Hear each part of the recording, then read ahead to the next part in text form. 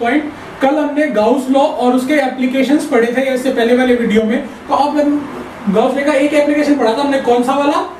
Infinite long wire वाला। अब हम पढ़ेंगे conducting sphere, charge conducting sphere के लिए जो गाउस लॉ है वो कैसे डिराइव करेंगे, जो इलेक्ट्रिक फील्ड इंटेंसिटी की वैल्यू है गाउस लॉ की मदद से वो कैसे हम डिराइव करेंगे। तो देखते हैं कैसे होगा। मैंने यहाँ पे क्या माना है, कंडक्टिंग स्फीयर माना है जिसके जो रेडियस है वो हमारा कितना है, कैपिटल आर है, और जो एक उसके चारों तरफ मैंने गाउसियन सरफेस मान लिया। गाउसियन सरफेस क्यों मान लिया? क्योंकि हम गाउस लॉ की मदद से उसको इलेक्ट्रिक फील्ड इंटेंसिटी की वैल्यू निकाल रहे हैं, तो हमें गाउसियन सरफेस अज्यूम करना पड़ेगा। उस गाउसियन सरफेस का जो रेडियस है वो मैंने कितना ले लिया, स्मॉल आर ले लिया। अब देखिए इस सरफेस के, अब देखिए यहाँ पे चार्ज मैंने बाहर की तरफ ओनली सरफेस पे लिया है कंडक्टर के। ऐसा इसीलिए क्योंकि जो चार्ज होता है वो कंडक्टर के हमेशा सरफेस पे ही रहता है, कंडक्टर के अंदर कभी भी चार्ज नहीं होता। कंडक्टर ऊपर से चार्ज होता है, इंटरनली कभी भी चार्ज नहीं होता है।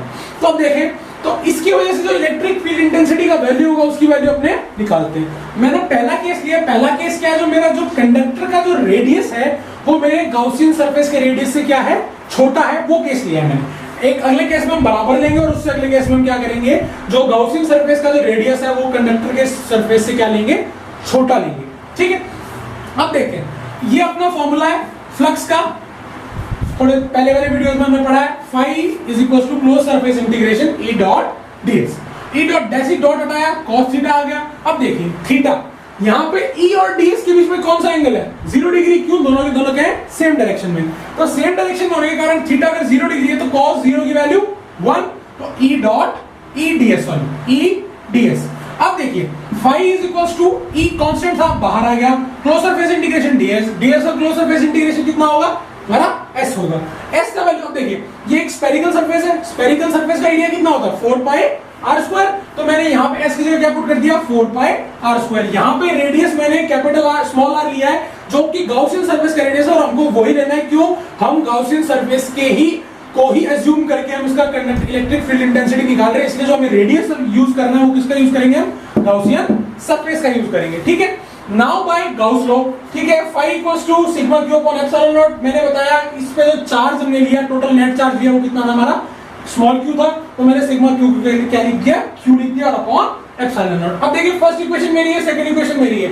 यहां से मैं क्या करूंगा, phi की वैल्यू जो है क्यू अपॉन एप्सिलॉन नॉट ये यहाँ पे पुट कर दूंगा। तो मैंने पुट कर दी, तो E into 4 pi r square equals to q upon epsilon naught. ये जो 4 पाई r स्क्वायर था ये कहां चला गया, डिवाइड में, तो E is equal to q upon 4 pi epsilon naught r square. अब देखिए ध्यान से, 1 अपॉन 4 पाई एप्सिलॉन नॉट यहाँ पे प्रेजेंट है, तो 1 अपॉन 4 पाई एप्सिलॉन नॉट मतलब k होता है। तो जो मेरी E की वैल्यू आ रही है वो कितनी आ रही है, k q upon r square आ रही है। ये किस कंडीशन में है, जब मेरा जो गाउसियन सरफेस का रेडियस है कैप स्मॉल r वो बड़ा है किससे, कंडक्टर के रेडियस से। जो मेरा गाउसियन सरफेस का जो रेडियस है वो कंडक्टर के रेडियस से क्या है, मेरा बड़ा है। अब अपने नेक्स्ट केस देखते हैं जिसके अंदर जो दोनों की रेडियस होगी वो क्या होगी, बराबर होगी। अब हम नेक्स्ट केस देखते हैं। नेक्स्ट केस में क्या किया मैंने, जो मेरा जो गाउसियन सरफेस का जो रेडियस है और जो मेरा कंडक्टर का रेडियस है, दोनों रेडियस को मैंने क्या ले लिया, इक्वल ले लिया। मतलब जो मेरा गाउसियन सरफेस है वो मेरे कंडक्टर के सरफेस के रेडियस के, या उन दोनों का जो सरफेस एरिया वो क्या है, बराबर है। उन दोनों का रेडियस बराबर है, तो वो सरफेस के ऊपर ही एक दूसरे के अंदर क्या है, एक दूसरे के अंदर ही मिले हुए हैं। मतलब जो रेडियस होगा मेरा किसका, गाउसियन सरफेस का, और जो रेडियस होगा मेरा किसका, कंडक्टर का, स्फेरिकल कंडक्टर का, वो दोनों वैल्यू क्या होगी, मेरी सेम होगी। तो कुछ नहीं करना, जो पिछले केस में हमने देखा था वो सेम का सेम प्रोसेस हमें करना है। कहां तक, इस जगह तक। ये वैल्यू तो हमारी निकली गई थी पिछले केस में। इस केस में बस एक छोटा सा एक एडवांसमेंट करना है। क्या एडवांसमेंट करना है, क्या कि जो मेरा r का वैल्यू है, यहाँ पे मैंने स्मॉल r लिया है। अब देखिए क्या होगा कि मेरा स्मॉल r का वैल्यू जो कैपिटल R का वैल्यू हो गया, बराबर हो गया। तो इस वैल्यू को बराबर हो गया, तो यहाँ पे मैं स्मॉल r की जगह क्या लिख सकता हूँ, कैपिटल R लिख सकता हूँ, और इसमें कोई चेंज नहीं है। एग्जैक्ट सेम डिराइव करना है आपको, यहां से लेके यहां तक पूरा। बस क्या चेंज किया मैंने, जो मेरा जो स्मॉल r जो कैपिटल R था वो क्या थे, बराबर थे। तो उन r की वैल्यू मैंने यहाँ पे चेंज कर दी है, स्मॉल r की जगह क्या लिख दिया मैंने, कैपिटल R लिख दिया। और यही सेम वैल्यू हमारी किसके लिए निकल गई, इस सरफेस के ऊपर। जब हमने इस गाउसियन सरफेस को रखा उस कंडक्टर के ऊपर ही एग्जैक्ट सेम रेडियस का, तब उस कंडीशन में जो मेरा इलेक्ट्रिक फील्ड इंटेंसिटी वो वैल्यू सेम निकला, बस जो मैंने रेडियस ली थी वो मैं किसकी ले ली, मैंने यहाँ पे कंडक्टर की ले ली। अब थर्ड और लास्ट केस देखते हैं इस कंडीशन का। अब इस कंडीशन में मैंने क्या लिया, जो गाउसियन सरफेस का जो रेडियस है वो मैंने कंडक्टर के रेडियस से क्या कर दिया, छोटा कर दिया। इसका मतलब अब मैं अंदर जो इसके वैल्यू आएगी, इनसाइड जो इसकी इलेक्ट्रिक फील्ड इंटेंसिटी की वैल्यू आएगी, मुझे वो फाइंड करनी है। अब देखिए, अगर आप जनरली देखें तो आपको आप देख के ही बता सकते हैं कि इसके अंदर कितना चार्ज या कितना इलेक्ट्रिक फील्ड इसका इंटेंसिटी होगा। देखिए क्या होगा, ये चार्ज जो है मैंने आपको बताया कंडक्टर के वजह सरफेस के ऊपर चार्ज होता है, कभी भी उसके अंदर चार्ज नहीं होता। अब हम गाउसियन सरफेस अज्यूम कर रहे हैं उसके अंदर की तरफ, तो इसका मतलब उसके अंदर जो चार्ज है वो कितना होगा हमारा, जीरो। तो हमारा जो इलेक्ट्रिक फील्ड इंटेंसिटी का जो वैल्यू आएगा वो कितना आना चाहिए हिसाब से, जीरो। क्यों? क्योंकि इसके अंदर कोई अगर चार्ज ही नहीं है तो इलेक्ट्रिक फील्ड इंटेंसिटी कैसे निकलेगी, ठीक है। तो वो वैल्यू कितनी आएगी, जीरो आएगी। मगर हमको पेपर में जब पूछा जाएगा तो हमको वो वैल्यू निकाल के दिखानी होगी। वो वैल्यू कैसे निकालेंगे मैं आपको बताता हूँ। फाई इक्वल्स टू वही same process E dot ds, वही मैंने क्या किया, ई ds cos थीटा, ई ds थीटा की वैल्यू वही सेम जीरो, वहां से थीटा की वैल्यू जीरो पुट कर दी, ई क्लोज सरफेस इंटीग्रेशन ds कर दिया, तो वो कितना आ गया मेरा, es आ गया, ठीक है। अब वही e की वैल्यू, s की वैल्यू मैंने क्या पुट कर दी, 4 पाई r²। अब देखिए यहां तक मेरा जो डेरिवेशन होगा वो तीनों कंडीशन में सेम है। नेक्स्ट कंडीशन इसमें क्या लेनी है, गाउस लॉ का जब हम यूज करेंगे, phi is equal to sigma q upon epsilon naught. अब यहां पे अगर हम देखें तो सिग्मा क्यू की वैल्यू मेरी कितनी होगी, क्योंकि इसके ऊपर क्यू चार्ज है ना, इसके अंदर तो कोई चार्ज नहीं, इसका मतलब इसके अंदर चार्ज कितना है, जीरो। तो मेरा सिग्मा क्यू का वैल्यू कितना हुआ, जीरो। तो जीरो अपॉन एप्सिलॉन मतलब जीरो। अब देखिए ये वैल्यू और ये वैल्यू को मैं क्या करूंगा, मिक्स कर दूंगा, मर्ज कर दूंगा, तो मेरा वैल्यू क्या आएगा, e into 4 pi r² equals to zero. 4 pi r² divide हो जाएगा, इसका मतलब फिर से जीरो। तो जो मेरा इलेक्ट्रिक फील्ड इंटेंसिटी का वैल्यू है इस केस में वो कितना आएगा मेरा, जीरो। अब एक लास्ट चीज हमारी इस टॉपिक में क्या रहती है कि वो जो ग्राफ बनाते हैं, ग्राफ गाउस सरफेस का अगर कोई भी एप्लीकेशन पूछता है उसके अंदर कंपलसरी रहेगा ग्राफ आपको बनाना है। जी अगर हम 3 केस लेते हैं तो 3 केस में किस तरीके से लूंगा, जैसे मेरा ये पोर्शन है, इस अब r इज ग्रेटर, एक इस पॉइंट में मेरा जो r का वैल्यू है, जो कैपिटल r है वो क्या है मेरा, किसका रेडियस है, स्फेरिकल रेडियस है, जो स्फीयर जो कंडक्टिंग स्फीयर दे रखा है उसका रेडियस है, जो स्मॉल r है वो किसका, गाउसियन सरफेस का। इसका मतलब ये जो कौन सी कंडीशन हो गई, जीरो वाली कंडीशन हो गई। क्यों? क्योंकि जो गाउसियन सरफेस का जो रेडियस है वो किसके, कंडक्टर के रेडियस से क्या हो गया, कम हो गया। और मैंने बताया जब वैल्यू कम होती है गाउसियन सरफेस की, अगर उसके अंदर होता है गाउसियन सरफेस तो वैल्यू कितनी आती है, जीरो। इसका मतलब इस पूरे रीजन के अंदर वैल्यू मेरी कितनी रहेगी, इसकी जीरो रहेगी। अगर अपने नेक्स्ट कंडीशन देखें r is equal to r, तो ये कंडीशन पे जो मेरा जो इलेक्ट्रिक फील्ड इंटेंसिटी का वैल्यू वो मैक्सिमम रहेगा। क्यों रहेगा आप देखिए, अगर मैं आपको बताऊं, अगर मैं एक तो सर्कल के ऊपर ही सर्कल लेता तो मेरा जो स्मॉल r था और जो मेरा कैपिटल R था वो मेरा बराबर था। अगर मैं नेक्स्ट देखूं, अगर मैं सरफेस लूं और उसके ऊपर दूसरा लूं, तो ये जो मेरा रेडियस था वो तो स्मॉल r और ये मेरा रेडियस था कैपिटल R। अब देखिए इस कंडीशन में तो ये दोनों बराबर है, मगर अगर इस कंडीशन के अंदर देखें तो r जो है कैपिटल R वो स्मॉल r से क्या है, छोटा है। अब इस कंडीशन में देखें तो देखो r जो है, अगर किसी भी बड़े नंबर को कोई नंबर से डिवाइड करोगे और किसी छोटे नंबर को कोई नंबर से डिवाइड करोगे तो जो छोटा नंबर डिवाइड होगा ना वो हमेशा ज्यादा वैल्यू देगा। तो ये जो r है मेरा ये छोटा है इसके कंपैरिजन में, तो यहाँ पे जब मेरा r² से डिवाइड करूंगा तो ये वैल्यू कितनी देगा, मेरी मैक्सिमम देगा, और ये जो वैल्यू क्या देगा, मेरी कम देगा इसके कंपैरिजन में। मिनिमम तो कहां आएगी, इस रीजन में आएगी, मगर जो मेरी मैक्सिमम वैल्यू है मेरी किस रीजन में आएगी, इस कंडीशन में जब मेरा जो रेडियस है गाउसियन सरफेस का और जो मेरा रेडियस है कंडक्टर का वो बराबर होगा। अब ये ग्राफ तो कर्व्ड आएगा, क्यों, क्योंकि इनवर्सली प्रोपोर्शनल है। यहाँ पे कंडीशन मैक्सिमम क्या आएगी, क्यों, क्योंकि मेरा जो रेडियस है स्मॉल r वो कैपिटल R के बराबर है।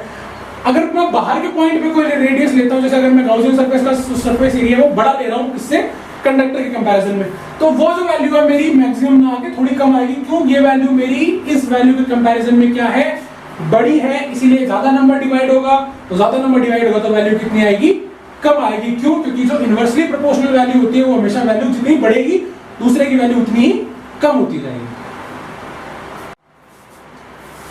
अगर हम देखें, मैंने आपको पहले बताया कंडक्टिंग स्फीयर के लिए, कंडक्टिंग स्फीयर में क्या था कि जो सरफेस चार्ज था खाली वही कैलकुलेट होता, अंदर उसके कोई चार्ज नहीं होता था।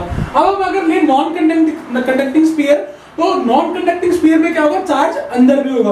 तो जो इसकी जो आउटसाइड और जो सरफेस वाली कंडीशन है वो तो हमारी कैसी होगी, कंडक्टिंग की, और नॉन कंडक्टिंग कैसी होगी, सेम होगी। मगर जो इनसाइड वाली कंडीशन होगी होगी, जब हम गॉसियन सरफेस अंदर कंसीडर करेंगे तो हमको उसका चार्ज डेंसिटी निकालना पड़ेगा, हमको उसके अंदर का जो चार्ज आएगा उस सरफेस का वो निकालना पड़ेगा। तो सबसे पहले अगर हम आउटसाइड वाली कंडीशन देखते हैं, जब मेरा स्मॉल आर जो है वो बड़ा है कैपिटल आर से, इसका मतलब मेरा गॉसियन सरफेस है, उसके अंदर है मेरा कंडक्टिंग स्फीयर या फिर नॉन कंडक्टिंग स्फीयर, तो उस कंडीशन में जो मेरा चार्ज आएगा वो जो या फिर जो इलेक्ट्रिक फील्ड इंटेंसिटी का वैल्यू आएगा वो कैसा आएगा वो देखते हैं। सेम है पिछले जैसे हमने कंडक्टिंग का किया था फर्स्ट केस, वैसा ही एग्जैक्ट सेम इसका डेरिवेशन होगा। अब देखिए वही है phi equals to close surface integration E dot DS, dot हटाया cos थीटा लगा दिया, cos थीटा, थीटा वही वापस 0 डिग्री, थीटा की वैल्यू cos थीटा की वैल्यू 1, ईडीएस वही ई बाहर लेके कांस्टेंट है, डीएस का एस की वैल्यू 4 पाई आर स्क्वायर, वही स्क्वायर का जो मैंने वैल्यू पहले लिखा था एरिया का वही वापस यहाँ पे लिख दिया। अब देखिए फर्स्ट इक्वेशन आप फिर गाउस लॉ में वही same sigma q upon epsilon naught. अब यहाँ पे क्यू में मैंने टोटल जो नेट चार्ज है वो मैंने कितना लिया, क्यू लिया, तो सिग्मा क्यू को मैंने क्यू अपॉन एप्सिलॉन नॉट लिख दिया। इसको और इस वैल्यू को मैंने कंपेयर कर दिया, E into 4 pi r square equals to q upon epsilon naught। फिर सेम देखिए q upon epsilon naught 4 pi r square इधर आ गया, 1 upon 4 pi epsilon naught कितना हो गया, k हो गया, तो वही सेम मेरा k q upon r square निकल गया। और अगर मैं इसमें ही आउटसाइड का केस ले तो उसमें भी मेरा क्या होगा, सेम ही होगा, वो हम आगे देखते हैं। अगर हम सरफेस का केस देखते हैं तो सरफेस के केस में मेरा क्या होगा, जो मेरा स्मॉल आर और जो कैपिटल आर का वैल्यू वो क्या हो जाएंगे, बराबर हो जाएंगे। तो मुझे कुछ चेंज नहीं करना, मेरा जो डेरिवेशन रहेगा वो सेम रहेगा, कहां तक, इस जगह तक। बस मुझे लास्ट में क्या करना है, जो मेरा स्मॉल आर है उसकी जगह मेरे को क्या लिखना पड़ेगा, कैपिटल आर, जो किसका रेडियस है, मेरा कंडक्टिंग स्फीयर का रेडियस है। तो इस कंडीशन में जो वैल्यू आती है वो हमेशा क्या आएगी, मैक्सिमम आएगी। क्यों, सरफेस पे चार्ज मैक्सिमम, या फिर जो एक स्फीयर है जो हमको कंडक्टर जिस सरफेस के अंदर हमारा चार्ज स्टोर्ड है वो सरफेस अब तक हमने पूरा का पूरा कंज्यूम किया है, पूरा का पूरा यूज हुआ है, इसीलिए जो इस कंडीशन में जो हमारा चार्ज आएगा वो मैक्सिमम आएगा। और मैक्सिमम ये वाली कंडीशन में क्यों आएगा, ये हम पिछली कंडीशन के ग्राफ में भी मैं आपको बता चुका हूं।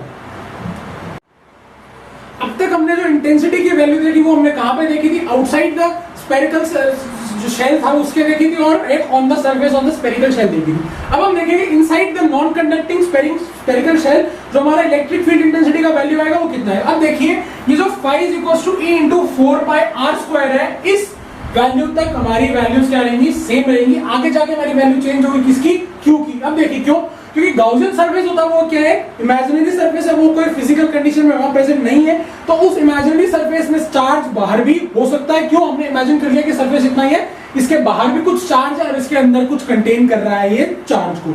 अब देखिए इस कंडीशन में जो इसका चार्ज है वो क्यू से छोटा हो जाएगा। क्यों, क्योंकि कुछ चार्ज बाहर भी है तो क्यू में कुछ ना कुछ कमी आएगी।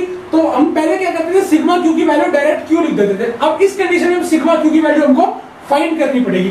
वो सिग्मा क्यू की वैल्यू कितनी आएगी, सिग्मा क्यू की वैल्यू हम किससे निकालेंगे, वॉल्यूम चार्ज डेंसिटी के फॉर्मूले से। वॉल्यूम चार्ज डेंसिटी का फॉर्मूला मेरा क्या होता है, rho is equals to sigma q upon v, या फिर rho is equals to q upon v. ये मेरा किसका फॉर्मूला है, वॉल्यूम चार्ज डेंसिटी का फॉर्मूला है।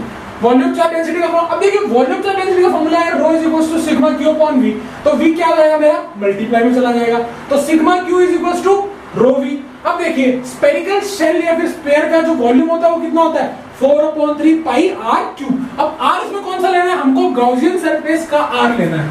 गाउसियन सरफेस की जो रेडियस है वो लेनी है, इसकी रेडियस नहीं लेंगे। अगर इसकी रेडियस लेंगे तो आंसर हमारा गलत आएगा। क्यों, फिर चार्ज हमको पूरा कंटेन करना पड़ेगा, उसका कोई सेंस नहीं होगा। तो हमको इतने सरफेस के लिए जो चार्ज कंटेन कर रहे हैं वो हम कितना लेंगे, स्मॉल आर रेडियस लेंगे उसके लिए, ठीक है। तो मेरा रो था वो ऐसा का ऐसा, स्मॉल जो v की वैल्यू कितना है 4/3 पाई आर क्यूब। अब ये मेरा किसका वैल्यू आ गया, सिग्मा क्यू का। अब देखिए ये जो मेरा थर्ड इक्वेशन है और जो मेरा सेकंड इक्वेशन है इनको मैं क्या कर दूंगा, कंपैरिजन कर दूंगा। तो मेरा वैल्यू मेरे को सिग्मा क्यू का वैल्यू कहां पुट करना पड़ेगा, यहाँ पे सिग्मा क्यू का वैल्यू मैंने यहाँ पुट कर दिया, तो मेरा वैल्यू क्या आएगा, rho 4/3 pi r cube upon epsilon naught. ये मेरी आ गई फोर्थ इक्वेशन। इस फोर्थ इक्वेशन को मैंने किससे कंपैरिजन कर दिया, फर्स्ट इक्वेशन से। वही है E into 4 pi r square, इसके इक्वल में क्या रख दूंगा मैं, ये वाली वैल्यू रख दूंगा। ये वाली वैल्यू रखने में मेरा क्या आएगा, E into 4 pi r square रो into 4/3 pi r cube upon epsilon. अब देखिए 4 से 4 कैंसिल, r स्क्वायर से r क्यूब की 3 पावर कैंसिल, एक बचेगा, पाई से पाई कैंसिल, बचा क्या, E is equals to rho r upon 3 epsilon naught. ये वैल्यू किसकी है, मेरी अंदर वाले गाउसियन सरफेस के अंदर जो चार्ज कंटेन कर रहा है या फिर जो इसके अंदर कोई चार्ज है कंटेन करने के लिए, ये वैल्यू उसकी आएगी। अब देखिए आप बोलेंगे जरूरी थोड़ी इतना ही चार्ज कंटेन करे, अरे आर की वैल्यू खाली आपकी चेंज होगी ना, बाकी सब तो कांस्टेंट है, रो कांस्टेंट है, एप्सिलॉन नॉट कांस्टेंट है, 3 कांस्टेंट है। अब देखो हमारा वैल्यू किस पे डिपेंड कर रहा है, आर पे डिपेंड कर रहा है। तो जैसे जैसे हम आर की वैल्यू कम या ज्यादा करते जाएंगे वैसे वैसे हमारी इसकी जो इनसाइड में जो चार्ज की वैल्यू है, फिर जो इलेक्ट्रिक फील्ड इंटेंसिटी की वैल्यू क्या होती जाएगी, चेंज हो जाएगी। ये एक जनरलाइज्ड फार्मूला हमने यहाँ पे निकाल दिया है। अब हम अगर non conducting sphere charge surface के लिए अगर उसका ग्राफ देखिए इलेक्ट्रिक फील्ड इंटेंसिटी का, तो देखिए क्या होगा। मैंने जो आपको फर्स्ट कंडीशन और जो सेकंड कंडीशन बताई थी उसमें जो था, जो रेडियस के इनवर्सली प्रोपोर्शनल था इलेक्ट्रिक फील्ड इंटेंसिटी, मगर जैसे ही हम थर्ड कंडीशन की तरफ जाते हैं तो रेडियस के डायरेक्टली प्रोपोर्शनल होता है क्या, रेडियस जो इलेक्ट्रिक फील्ड इंटेंसिटी है वो डायरेक्टली प्रोपोर्शनल होता है किसके, रेडियस के। तो यहाँ पे क्या होगा, सबसे पहले मेरा जो अगर आर मेरा स्मॉल, ये मेरी क्या है, थर्ड केस है मेरा, ये मेरा थर्ड केस है, ये मेरा सेकंड केस है और ये मेरा कौन सा है, फर्स्ट केस है। इस थर्ड केस में मेरा आर डायरेक्टली प्रोपोर्शनल था इलेक्ट्रिक फील्ड इंटेंसिटी के, तो मेरा जो ग्राफ जाएगा वो कैसा जाएगा, स्ट्रेट ग्राफ जाएगा। ठीक है, जैसे ही मैं आर इक्वल्स टू आर पे, तो मेरा जो ग्राफ होगा वो कैसा हो जाएगा, कर्व्ड हो जाएगा और नीचे की तरफ आएगा। क्यों, क्योंकि जो वैल्यू है मेरी आर की क्या होगी, इनवर्सली प्रोपोर्शनल होगी, मगर स्टिल जो हमारा ई मैक्सिमम है वो यही रहेगा। क्यों, चार्ज हमारा यहाँ पे मैक्सिमम स्टेट में, यहाँ पे मेरा चार्ज क्या हो गया था, कम हो गया था। यहाँ पे चार्ज हमारा मैक्सिमम स्टेट में और रेडियस हमारा मिडिल स्टेट में, जो कि मैक्सिमम रेडियस इसका हो सकता है। तो हमेशा ई मैक्स का वैल्यू हमारा यही आएगा ऑन द सरफेस, मगर हमारा यहाँ पे जो आर है वो डायरेक्टली प्रोपोर्शनल हो जाएगा और यहाँ केस सेकंड और केस फर्स्ट में हमारा जो आर है वो क्या हो जाएगा, इनवर्सली प्रोपोर्शनल हो जाएगा। अगर आज का वीडियो आपको पसंद आया तो वीडियो को लाइक करें, उसको शेयर करें, इस पर कमेंट करें, अपने सवाल जरूर पूछें और इसको चैनल को सब्सक्राइब करें। Thank you.